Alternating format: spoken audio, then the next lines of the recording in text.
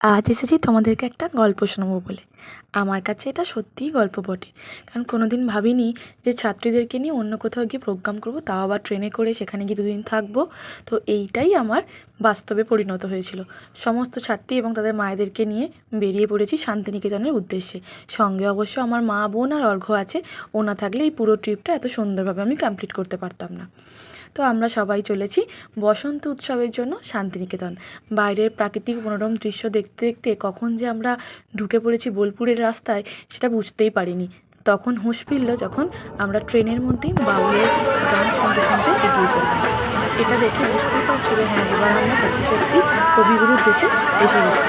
প্রথমেই ওখানে গিয়ে আমাদের আগে থেকেই বুক ছিল হোটেল, সেখানে ব্যাগপত্র রেখে, কারণ ওই দিনটাই আমাদের প্রোগ্রাম ছিল। তো সেই জন্য আগের সময় ছাত্রছাত্রীকে নিয়ে চলে গেলাম খাবারের জন্য একটা হোটেলে।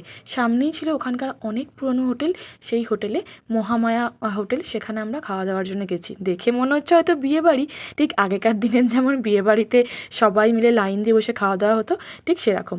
আমরা অপেক্ষা করছি পরের ব্যাচের জন্য, কারণ আমরা অনেকজন একসাথে গিয়েছিলাম, তাই আগের ব্যাচ খেয়ে উঠতে আমরা বসেছি, ঠিক যেভাবে বিয়েবাড়িতে হয়।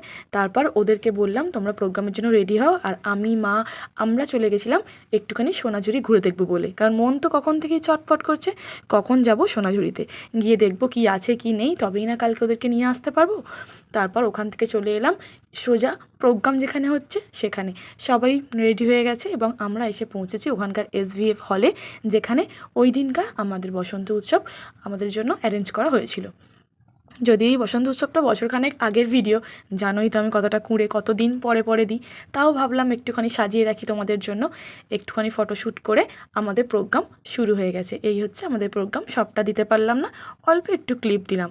সবই তো জানো গান এখানে দেওয়া যাবে না, কারণ কপিরাইট পড়ে যাবে, সেই জন্য সব গানটা এখানে দিলাম না। ওদের প্রোগ্রামটা হয়ে যাওয়ার পর আমরা ওখান থেকে ফিরে রাতে ডিনার করেছি, সেটা আর দেখানো হয়নি কারণ প্রত্যেকেই খুবই ক্লান্ত। পরের দিন সকালে এগুলো ছিল শালবনির কিছু মুহূর্ত।